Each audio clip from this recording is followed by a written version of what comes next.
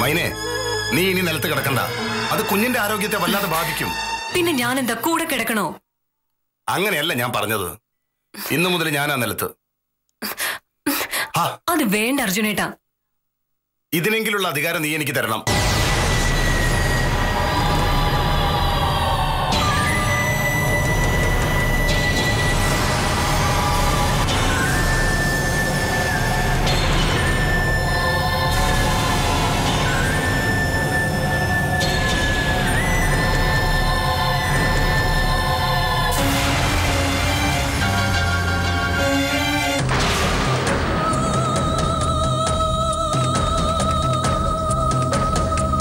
അർജുനേട്ടനില്ല.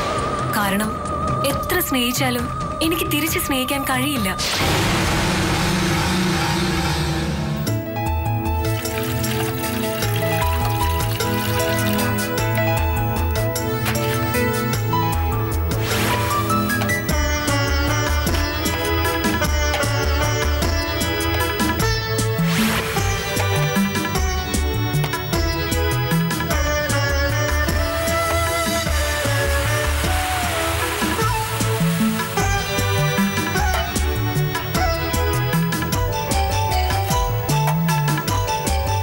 ചായ ഞാൻ എടുക്കുമായിരുന്നല്ലോ ഗൗരിയേച്ചി. ആരെടുത്താലെന്താ? ഇപ്പൊ അങ്ങനെയായോ? ഞാൻ അടുക്കളയിൽ കയറില്ലെന്ന് പരാതിയായിരുന്നല്ലോ മുമ്പ്. കല്യാണം കഴിഞ്ഞപ്പോ കുറെ കാലത്തേക്ക് നിന്നെ ഭർത്താവിന് വിട്ടുകൊടുക്കാന്ന് തീരുമാനിച്ചു. എന്താ എന്തു പറ്റി മനസ്സേ? നിന്റെ മുഖത്തൊരു സന്തോഷം കാണുന്നില്ലല്ലോ. ഒന്നുമില്ല ഗൗരിയേച്ചി. സത്യം പറ, സിദ്ധാർത്ഥന്റെ സ്നേഹക്കുറവുണ്ടോ നിന്നോട്? ഇല്ല. പിന്നെ? ഒന്നുമില്ല. വെറുതെ ഒന്നുമില്ലെന്ന് പറയരുത്.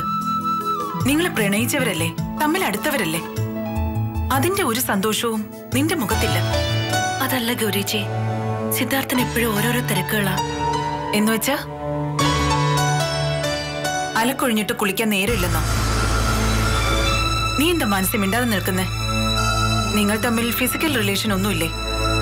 ഗൗരിയേച്ചി എന്തൊക്കെയാ ചോദിക്കുന്നേ? എന്താ ഞാൻ വല്ല അനാവശ്യം ചോദിച്ചോ? നീ കാര്യം പറ. ഓരോരോ തിരക്കല്ലേ. എന്താന്ന്?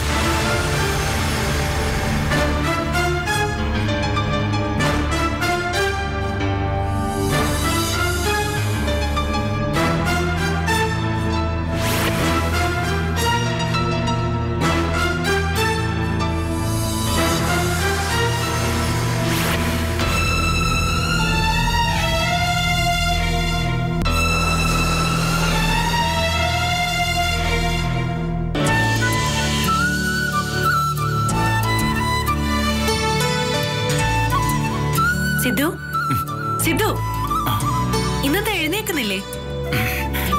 എഴുന്നേറ്റു, പിന്നെ വീണ്ടും കിടന്നതാ. ആ കിടപ്പിനൊരു സുഖമുണ്ട് മനസ്സേ. ഈ ഉറക്കിനും ഉണർവിനും ഇടയ്ക്കുള്ള ചിന്തകൾക്ക് സ്വർണത്തിന്റെ നിറമാ. ഗൗരിയേച്ചി പറയാ. എന്ത്? എന്താ? ഇങ്ങനെയൊക്കെ നടന്നാ മതിയോ? ഒരു കുഞ്ഞിക്കാലെ കാണണ്ടേന്ന്. അതിന് താന്ന് കല്യാണം കഴിഞ്ഞല്ലേ ഉള്ളൂ. ദിവസങ്ങളിലല്ലോ സിദ്ധു കാര്യം, അടുപ്പത്തിലല്ലേ. ആദ്യം ഞാൻ വിചാരിച്ചു പെട്ടെന്നൊരു കല്യാണത്തിലേക്ക് എത്തപ്പെട്ടതിന്റെ ഷോക്കായിരിക്കും സിദ്ധുവിനെന്ന്. ഇപ്പൊ ചിന്തിക്കുന്നത് അതല്ല. എന്നോട് ഇഷ്ടമായിരുന്നില്ലേ?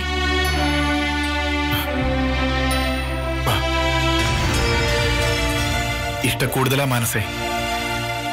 സത്യത്തില് എന്റെ ഈ ജീവിതം തന്നെ നിന്നോട് കടപ്പെട്ടതല്ലേ. നിന്റെ മനസ്സിന്റെ വലിപ്പോ എന്നെ ഇവിടം വരെ എത്തിച്ചത്. അത് മറക്കോ ഞാൻ? മറന്നാലും എനിക്കൊരു കുഴപ്പമില്ല. സിദ്ധാർത്ഥനെ മുറിയിൽ ഒളിപ്പിച്ച മനസ്സേ അല്ല ഇപ്പൊ ഞാൻ. മനസ്സിൽ കുടിയിരുത്തിയ ഭാര്യയാ ഞാൻ.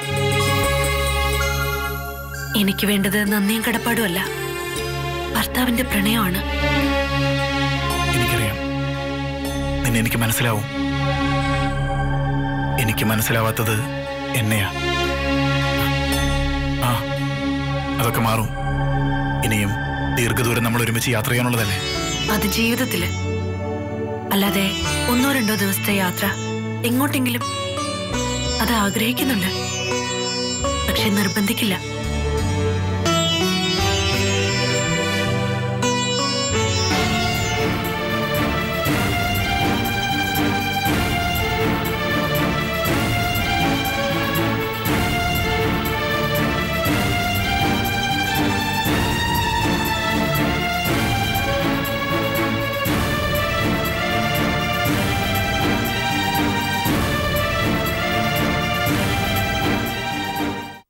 മുത്തച്ഛൻ അറിഞ്ഞില്ലേ?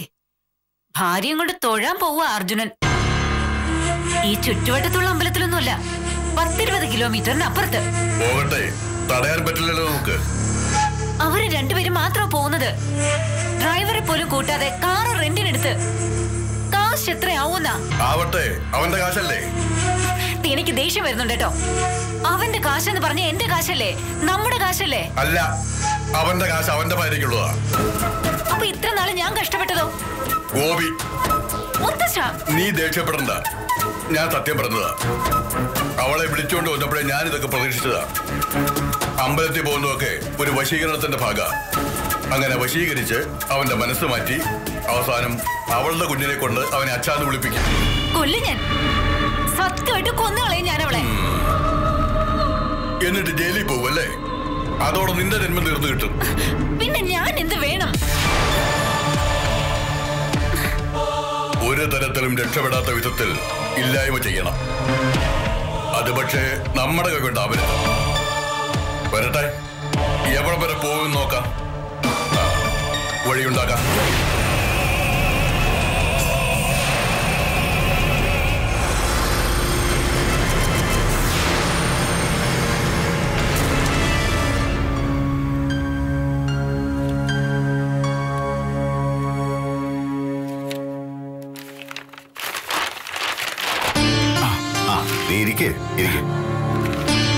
ഒരു കാര്യം ചോദിക്കട്ടെ? എന്താ? ഈ സ്നേഹം എന്നുള്ള വികാരം മനസ്സിലടക്കി വെക്കാനുള്ളതാണോ? ഏട്ടനെന്താ അങ്ങനെ ചോദിച്ചത്? അല്ല, സിദ്ധാർത്ഥിന്റെ സ്വഭാവത്തിൽ അതുണ്ട്. സാധാരണ ഞങ്ങൾ പോലീസുകാരാണ് ഗൗരവം മുഖം മൂടിയാക്കുന്നത്. ഇവിടെ നേരെ തിരിച്ചാ, എല്ലാവരും ഗൗരവക്കാരാണ്. മാനസയുടെ കല്യാണത്തിന് മുമ്പ് ഇവിടം സത്യത്തിലൊരു സ്വർഗമായിരുന്നു. ചെറിയ ചെറിയ കാര്യങ്ങൾക്ക് വരെ ഗൗരി ബഹളം വയ്ക്കും. മാനസ അത് ഏറ്റുപിടിക്കും. കുറച്ചു നേരം രണ്ടുപേരും മുഖം കറുപ്പിച്ചിരിക്കുമ്പോ കോംപ്രമൈസ് ടോക്കുമായിട്ട് മൈന ഇടയ്ക്ക് വരും. പിണക്കം മാറി ഇറങ്ങിയ പിന്നെ സ്നേഹമാ, ചിരിയും ബഹളമാ. അതിപ്പോ ഞാനും ഗൗരിയും തമ്മിലായാലും അങ്ങനെ തന്നെയാ. മൈനയുണ്ടാവും പിണക്കം തീർക്കാൻ. അങ്ങനെ ഇണക്കവും പിണക്കവും കൊണ്ട് കൂടുമ്പോൾ ഇമ്പമുള്ളതാക്കിയ കുടുംബമായിരുന്നു ഇത്. മാനസയുടെ വിവാഹശേഷമാണ് അതില്ലാതായത്. ഞാനാണോ ഏട്ടാ കാരണം? ഒരു പരിധിവരെ സിദ്ധാർത്ഥനാണ് കാരണം. വിവാഹശേഷം സിദ്ധാർത്ഥന്റെ ഈ സൈലൻസും ഗൗരവവും മാനസയും ബാധിച്ചു. അതിനിടയിലാണ് മൈനയ്ക്കുണ്ടായ ട്രാജഡി. ഈ കുടുംബത്തിലെ സകല സന്തോഷവും കൊണ്ടാണ് അവൾ ഇറങ്ങിപ്പോയത്. ഇതെല്ലാം ഗൗരിയെയും എഫക്ട് ചെയ്തിട്ടുണ്ട്. ഏട്ടനെന്താ ഇപ്പൊ ഇത്ര വിഷമത്തോടെ സംസാരിക്കാൻ? അറിഞ്ഞുകൊണ്ട് ഞാൻ ആരെയും വിഷമിപ്പിച്ചിട്ടില്ല. വിഷമിപ്പിക്കുന്ന ഒരു വാക്ക് വിഷം തന്നെയാണെന്നാ എന്റെ മനസ്സിൽ. എങ്കിൽ മറുത്തൊന്നും പറയാതെ ഞാൻ പറയുന്ന അനുസരിക്കണം. 2 ദിവസം മാനസയും കൂട്ടി ഇവിടെ നിന്ന് മാറി നിൽക്ക്. ഹണിമൂണാണെന്നൊന്നും ഞാൻ പറയുന്നില്ല, ഒരു പ്ലഷർ ട്രിപ്പ്. അത് അവൾ ആഗ്രഹിക്കുന്നുണ്ട്. സിദ്ധാർത്ഥ, ഭർത്താവിനെ ഭാര്യയ്ക്ക് കിട്ടേണ്ടത് ആൾക്കൂട്ടത്തിനിടയിൽ വെച്ചല്ല, സ്വകാര്യമായിട്ട്, സ്വന്തമായിട്ട്. അത് ചെയ്യാതെ ജോലി തിരക്കുകൾ പറഞ്ഞ് ഒഴിവാവുന്ന ഒരു സ്ഥിരം ഭർത്താവ് ആവരുത് നീ. അങ്ങനെ പറഞ്ഞു അവള്. പറയണോ സിദ്ധാർത്ഥ? കുടുംബത്തിൽ പലതും പറയാതെ മനസ്സിലാക്കുമ്പോഴല്ലേ നമ്മൾ കുടുംബനാഥനാവുന്നത്. പോണം, 2-3 ദിവസം അവളെയും കൊണ്ട് പുറത്തു പോണം നീ. ഏട്ടനെല്ലാം ഏർപ്പാട് ചെയ്യാം.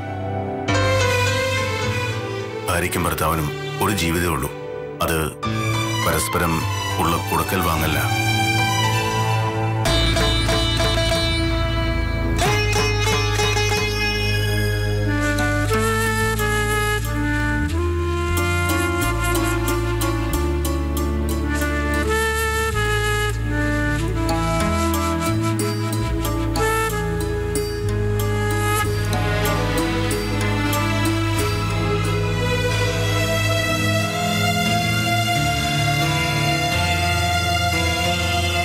ഏട്ടനോട് മനസ്സ് എന്താ പറഞ്ഞത്? ഒന്നുമില്ല. ഏടത്തിയോടോ പറഞ്ഞല്ലേ? ഒരു യാത്രയെക്കുറിച്ച് നീ എന്നോട് പറഞ്ഞിരുന്നു. അത് ഇത്രയ്ക്ക് സീരിയസ് ആവുമെന്ന് വിചാരിച്ചില്ല ഞാൻ. എന്നോട് ആവശ്യപ്പെടേണ്ടത് മറ്റുള്ളവരോട് അഭ്യർത്ഥിക്കരുത് മനസ്സേ. ഭർത്താവിനോട് മറ്റുള്ളവർ റെക്കമെൻഡ് ചെയ്യേണ്ടി വരുന്നത് അത് ഒരു ഭാര്യയുടെ പരാജയമാണ്. ഞാനൊരു പരാജയമാണോ സിദ്ധു? അല്ല, വിജയവാ. ഏതെങ്കിലും ഹിൽ സ്റ്റേഷനിലേക്ക് അല്ലെങ്കിൽ കടൽ തീരത്തേക്ക് നമ്മൾ പോകുന്നു. ഒരു 2-3 ദിവസത്തേക്ക്. സത്യം? സത്യം. ഏതെങ്കിലും ഹിൽ സ്റ്റേഷനിലേക്ക് അല്ലെങ്കിൽ കടൽ തീരത്തേക്ക് നമ്മൾ പോകുന്നു. ഒരു 2-3 ദിവസത്തേക്ക്. സത്യം? സത്യം. Love you.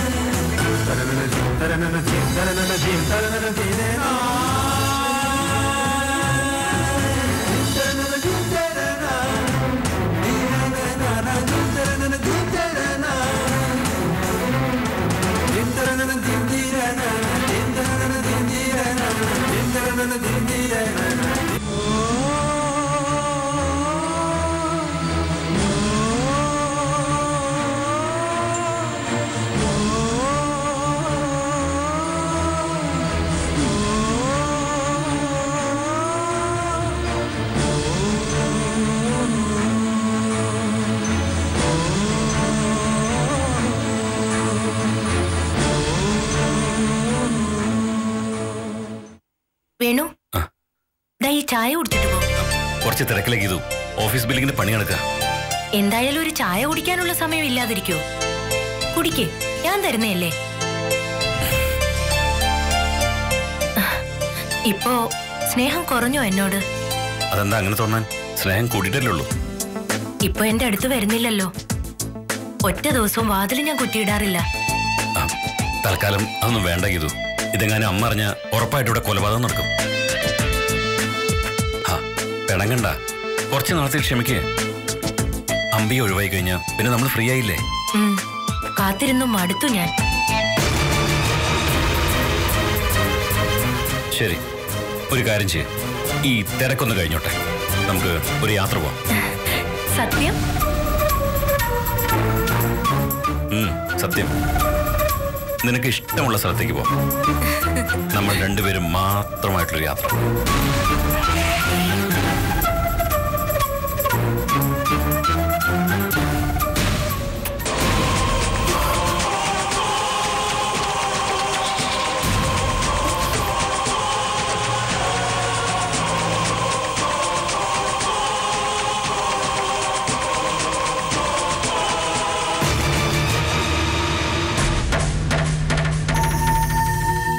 പോയത് എന്റെ ഭർത്താവാ. അതുകൊണ്ടെന്താ? വേണു എന്റെ ജീവനാണ്. എന്താ നിന്റെ ഉദ്ദേശം? ഇത്രയായിട്ട് മനസ്സിലായില്ലേ? ഒരു രാത്രി ഞങ്ങൾ ഒരുമിച്ച് കഴിഞ്ഞിട്ടും നിനക്കൊന്നും മനസ്സിലായില്ലേ? ഭൂമിയോളം ക്ഷമിക്കുന്ന ഒരു പെണ്ണ ഗീതു ഞാൻ. ആ ലിമിറ്റും കഴിഞ്ഞു. ഇനി എന്താ വേണ്ടെന്ന് ആലോചിക്കുക. വേണുഗോപിന്റെ ഭാര്യയായിട്ട് മാത്രമല്ല, അതിവിപ്ലവകാരിയായ സഖാവ് സുമിത്രയുടെ മകളായിട്ട്.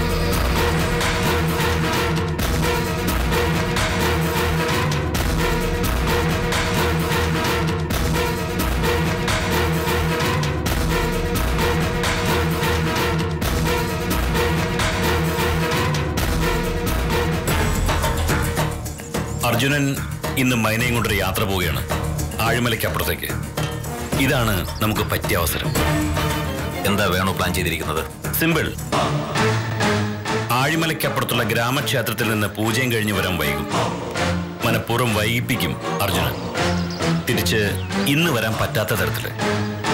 എന്നിട്ട് ഇന്ന് രാത്രിയില് ഞാൻ പറഞ്ഞെടുത്ത് സ്റ്റേ ചെയ്യും. പിന്നെ ഈ രാത്രി നമുക്കുള്ളതാ. നമുക്കെന്ന് പറഞ്ഞാൽ പ്രത്യക്ഷത്തിൽ ഞാനും അർജുനും ഉണ്ടായിരിക്കില്ല. ഞങ്ങൾ അറിയാതെ നടക്കുന്ന ഒരു കിഡ്നാപ്പായിട്ട് മൈനയ്ക്ക് ഫീൽ ചെയ്യണം. മനസ്സിലായില്ലേ? ഞങ്ങൾ അറിയാതെ നടക്കുന്ന ഒരു കിഡ്നാപ്പായിട്ട് മൈനയ്ക്ക് ഫീൽ ചെയ്യണം. മനസ്സിലായില്ലേ? എങ്ങാനും കാര്യങ്ങൾ കൈവിട്ടു പോയാ ഞങ്ങളകത്ത് പോരുന്നു. അത് ഞാൻ ഏറ്റു. ഇനി ചെവി അറിയാതെ അവളെ ഞാൻ കൊണ്ടുവന്നോളാം. സ്ഥലം കൃത്യമായി കാണിച്ചു തന്നാ മതി. ഞാൻ കൂടെ വരാം.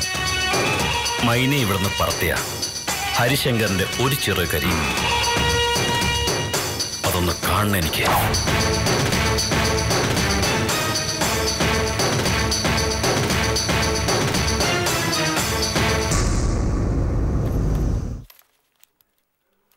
ഇറങ്ങാം. ഹരിയേട്ടനോടൊന്ന് പറഞ്ഞിട്ട് പോകാം. എന്ത്? ഇത്ര അകലേക്ക് പോവല്ലേ, അറിയിക്കണ്ടേ? ഇതാണോ ദൂരം? അപ്പൊ നീ ഈ രാജ്യം വിട്ടു പോണവരൊക്കെ കണ്ടാലോ? എല്ലാരെയും പോലെ അല്ല ഞാൻ. വീട് വിട്ടു പോയിട്ടുള്ളത് അമ്പലത്തിലേക്കും മാർക്കറ്റിലേക്കും മാത്രം. ആ അവസ്ഥയൊക്കെ മാറും. ഇനിയും കാഴ്ചകൾ കാണാനുള്ള അവസരം ഉണ്ടാവും നിനക്ക്. ഇറങ്ങാം. നേരത്തെ എത്തിയാ പെട്ടെന്ന് മടങ്ങാലോ.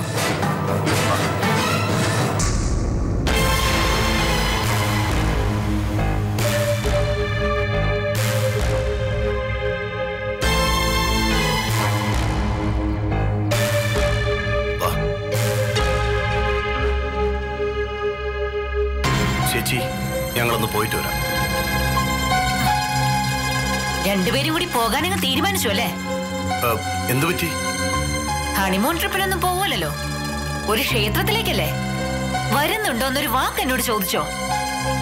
ആ ഭാര്യ മാത്രം മതിയല്ലോ ഇപ്പോ. അതുകൊണ്ടല്ല. എന്നെ വിളിച്ചാലും ഞാൻ വരില്ല അർജുന. പക്ഷെ വിളിക്കായിരുന്നു. എന്റെ തറവാട്ടിലെ മൂലജന്മത്താ പോകുന്നത്. അത് കുടുംബക്ഷേത്ര, അതുകൊണ്ടാ.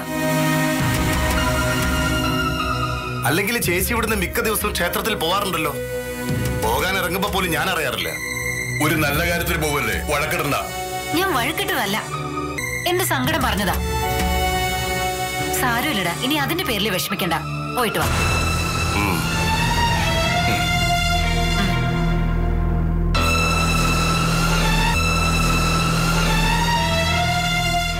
ആ പോക്ക് കണ്ടു മുത്തശ്ശ?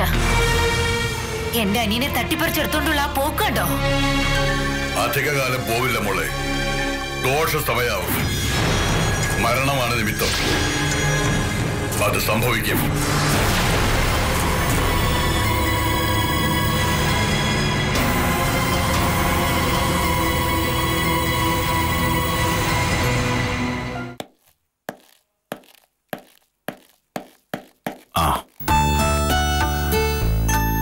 അല്ല, ഇന്നത്തെ നേരത്തെ വല്ലാത്തൊരു ധൃതി.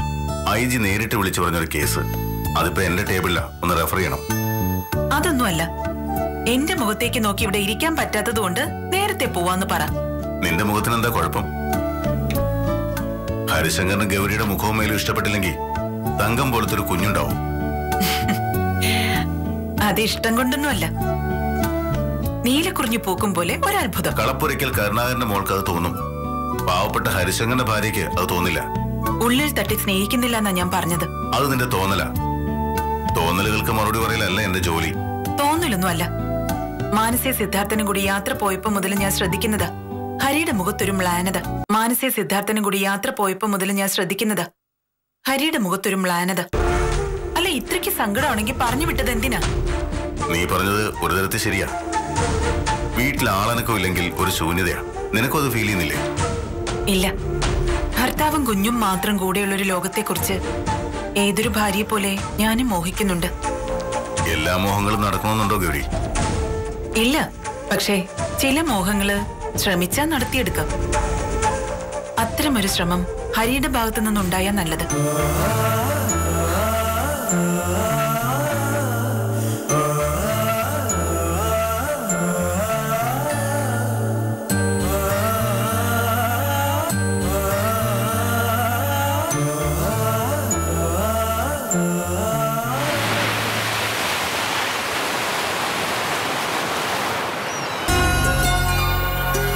സിദ്ധു, കടലിന് പറയാനുള്ള കഥകളെക്കുറിച്ചൊന്നും ഓർത്ത് തല പുകച്ചിട്ടില്ല ഞാൻ.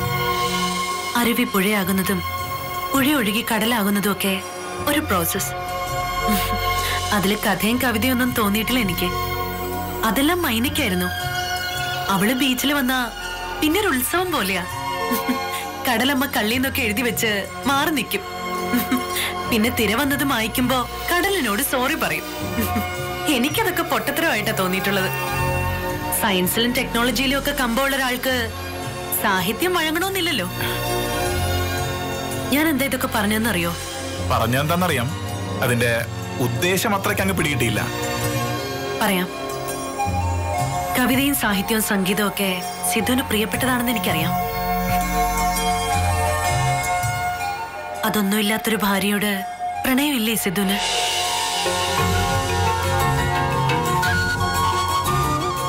ജീവിതം കവിതയും സാഹിത്യമൊന്നുമല്ല, അത് കൊണ്ടു നടക്കാൻ വേണ്ടത് മനസ്സാ.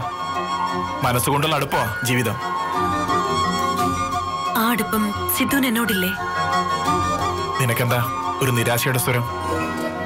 മൊത്തത്തിലൊന്ന് റിവൈൻഡ് ചെയ്ത് നോക്കിയപ്പോ സിദ്ധു എന്നെ സ്നേഹിച്ചിട്ടുണ്ടായിരുന്നില്ല എന്ന് എനിക്ക് തോന്നുക. ആപത്തിൽ നിന്ന് രക്ഷപ്പെടുത്തിയവളോട് തോന്നിയ സിമ്പതിയാണെങ്കിൽ അതെനിക്ക് വേണ്ട. അതൊന്നുമല്ല മനസ്സേ, എനിക്ക് നിന്നെ ഇഷ്ടോ. പെട്ടെന്ന് കഴിച്ച കല്യാണത്തിന്റെ ഒരു എക്സൈറ്റ്മെന്റ് അത് കഴിഞ്ഞു. ഇനി നിനക്ക് ചുറ്റും ഒരു ഭ്രമണപഥം വരച്ച് സദാ കറങ്ങിക്കൊണ്ടിരിക്കും ഞാൻ. ഓ, അതൊന്നും വേണ്ട. ഇടയ്ക്കെങ്കിലും എന്റെ ചെവിയിലൊന്നും മന്ത്രിച്ചാ മതി, നീ എന്റെ പെണ്ണാണെന്ന്.